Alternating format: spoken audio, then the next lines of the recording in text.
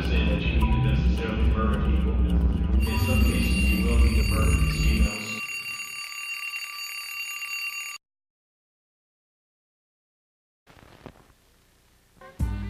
You know, this was me 5 years ago, and it's still me. If I confess, I'm a waistline watcher from way back. Well, that's enough for today. Now for a lively lift. Ice-cold Coca-Cola. There's no waistline worry with Coke, you know.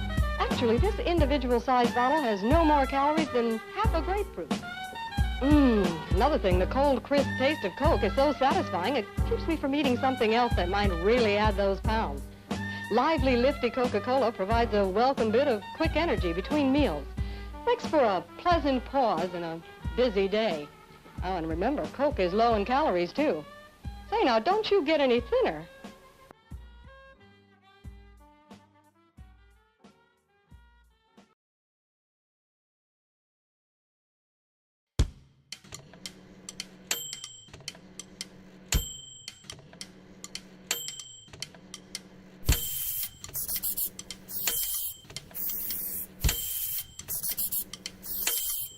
The homemaker walks miles every day, from sink to icebox, from cupboard to stove, and from kitchen to dining table.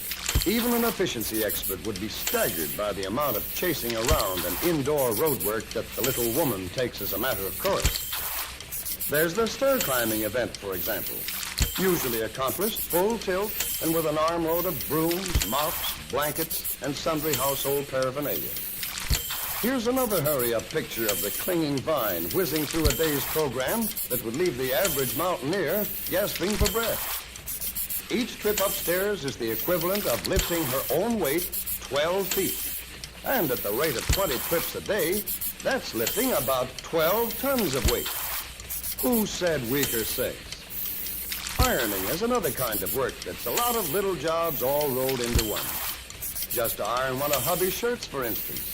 The iron may have to be lifted 20 or 30 times. And since a flat iron weighs about as much as a brick, a day's ironing actually uses just about as much muscle as bricklaying. Women's work is not for sissies. Women's work is not for sissies.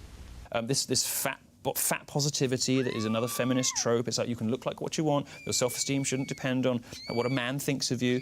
Well, yes, it should, because if you want to, if you want to settle down with a man you'll like and have a nice, happy life, there are certain things that men like in women, like stay thin. Grab him by the pussy.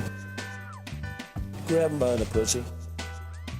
When you're a star, they let you do it. Grab him by the pussy. You can do anything. Grab him by the pussy. Hello, how are you? Hi. Grab him by the pussy. Nice seeing you. Terrific. You're a star. Terrific. You know Billy Bush? How are you? Grab him by the pussy. You can do anything. Cunt. C-U-N-T. Cunt. In the Premier League of profanity, cunt has been dominating the tables for over 2 centuries as one of the most offensive words in the English language. Like most terms in the swearing arsenal, cunt refers to the genitals. Specifically, it's the noun for a woman's vagina. It's an adjective. You can be cunty or cuntish. An unpleasant person can be cunt-faced or be a cunt breath. We've been finding all sorts of ingenious ways of using it in slang for centuries.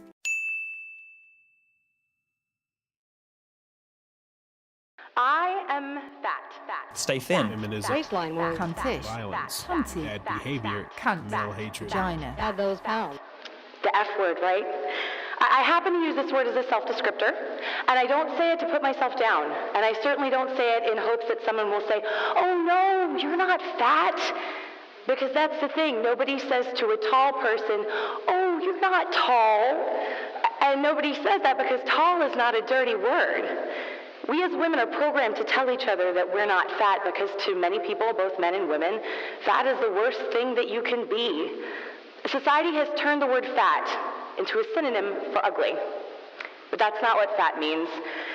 Fat just means fat. I'm 5'3", so I call myself short. I weigh 240 pounds, so I call myself fat. And I am beautiful, so I call myself beautiful. And I am all of those things at once. The #1 magic wish for girls ages 11 through 17 is to be thinner.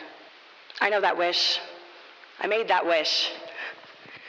What a waste of a wish.